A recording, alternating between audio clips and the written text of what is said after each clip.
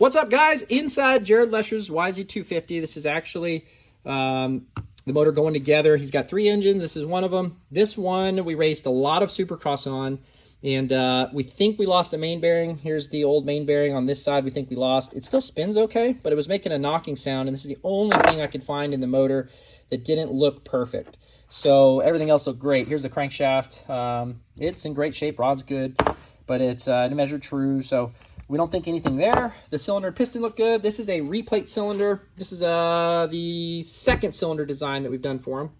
We've done 3 now. We did an initial one, then we did this one, and then we did a third one, which is what he raced at Salt Lake. The third one has a little less peak horsepower and a little more mid-range, and he really thought that was a fast engine.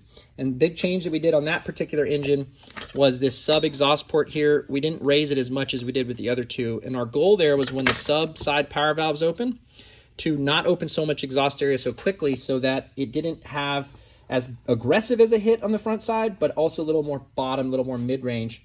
And we think that he likes that. Now, outdoors, we're hoping that this configuration will be a little bit better.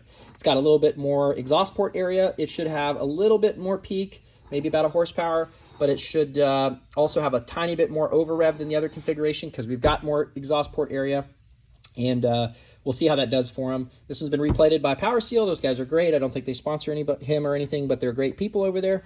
And then this is a Wiseco crank. First time we've used one. They're helping out and stepping up for Jared. Huge thanks to Wiseco for doing that. And obviously a Wiseco piston. This is not a yz250 piston. We run a different piston, and it allows us to do some things inside the porting that we can't do with a standard yz250 piston. So this port down here is called the B port, and we're able to do some changes in that port because of the ring pin location of that piston. So we like that. Also, we think that piston is stronger and more durable than the standard yz250 piston.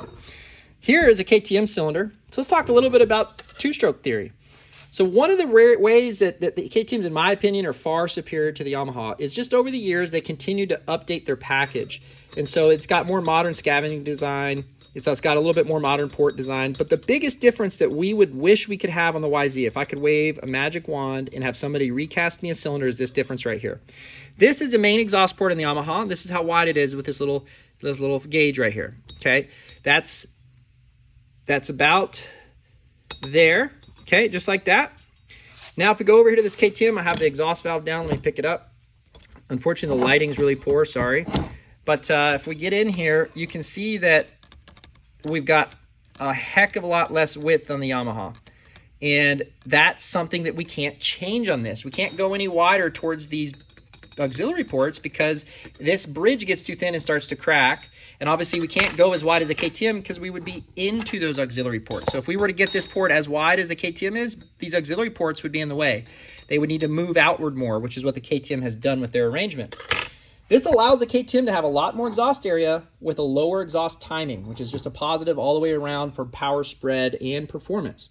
And so that's a huge, huge factor where we can't quite get the technology that this has. So you have to make concessions. So you have to run a little more exhaust port height. We've really opened up and widened out and dropped and did all sorts of stuff to these sub ports. So these auxiliary exhaust ports are much altered from stock. Obviously it's been replated, so you guys have a hard time seeing kind of what we've done. And I'm not going to tell you exactly what we've done. But if you were to measure the width of this one versus the KTM stock over here on the left, so right about there. Okay, so we're just getting it in. Go over here to this KTM, not even close. Okay, so we've done as much as we can really do on this. Now there's limitations to how big you can go. Why? Well, there's a sub exhaust valve that goes in here, and when it opens, it comes out and provides the outer wall to that port. It's not able to be made wider to make the tunnel wider without it not closing the wall off. So there's limitations on what you can do to ports, and that comes down to casting and engine design. Now, if you get really serious, you can weld and redesign things and do crazy things, but you know, nobody wants to spend that kind of money, and I don't blame them. You know, for small marginal gains, a horse here, half a horse there, 2 horse here, you know, it's tough to do. The other area these are very similar in, very, very, very similar, which is shocking. If you know two-strokes well, look at these transfer ports. The Yamahas are bigger than the KTM. Okay, but if you measure all the way down in the minimum cross-sectional area of this Yamaha, it's not much bigger. So if we get that tool in here to where it just goes through right there, okay, a little bit snug right there, it's pretty much going through the KTM too, but the Yamaha has more port area because this area is quite a bit different. It scoops away. and this one's a little bit more flat. Additionally, the roof angles of the KTM, the upward angle of this port and this port, there's more upward angle than there is on the Yamaha. The Yamaha is a little bit older in that department, older school design. So that's some areas that are quite a bit different. But all in all, very similar transfer design. I mean, look at the angle of this. Very, very similar. If we look at how this is directed this way, okay, see how that port's kind of like this and this one's kind of like that on the short side turn? Go look here at the Yamaha. Very, very similar, like this, like this. These are called scavenging designs, and Yamaha did a great job when they did this engine back in '99, cloned essentially from the mid-'90s Hondas. And then Suzuki, Kawasaki basically cloned this cylinder, and I do mean cloned. So, you know, those are some big changes that those manufacturers made to try to keep up with the Yamaha, and they did. At the end of the year, those 05 to 07 Cowies and those later generation Suzukis are a clone of this with their own little ignition changes, their own little jetting, you know, own little pipe designs and stuff like that. But essentially, the cylinders are identical. So the KTM is not that much different, but the areas that are different are very importantly different, and they make a big difference. We're able to make about 4 to 5 more horsepower out of a good KTM than we are out of a good Yamaha. And that's just an unfortunate aspect of not having the ability to do certain things with the Yamaha. The other area that's a huge difference is this power valve. So this is the Yamaha power valve. It's a gate valve. It's a guillotine valve. So what it does is it goes in here like that. And when the power valve opens, it pulls back. I got it stuck. Wonderful. So it just pulls back like that. And it's just a guillotine valve. So when it's in the down position, it's like that. And then it snaps open. Hard to see here, guys, but it just snaps open like that, okay? And so what it does is it's either closed or open. The Yamaha power valve does not open progressively.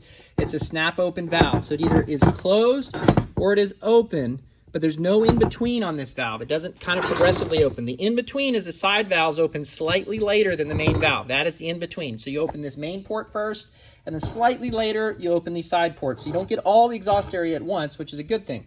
The KTM has the same basic design. It's got side valves as well. And then it also has a center valve. Okay, that's in the down position. And then in the up position is like that. Now, what's cool about the KTM design is it controls the entire roof of the port. So from this perspective, this is down, this is up. The valve is the port height. So this is like a variable porting. When it's down, it's at a certain height. And then as it opens progressively, it becomes a full open. What's the advantage to that? The advantage is that we now can have essentially an optimized exhaust port at every RPM.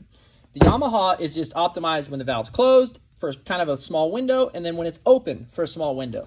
So you're limited in what you can do. And that's because if we go too aggressive with the exhaust port, and then the valve opens early in the RPM range, then you don't have any mid-range power because it just went from not enough exhaust area to way too much exhaust area. And so that's where the KTM has another huge advantage. It's got much, much better exhaust port design. Anybody who tells you otherwise is just lying to you. This is far, far, far more superior in design and concepts. It's just more modern. This is an old design.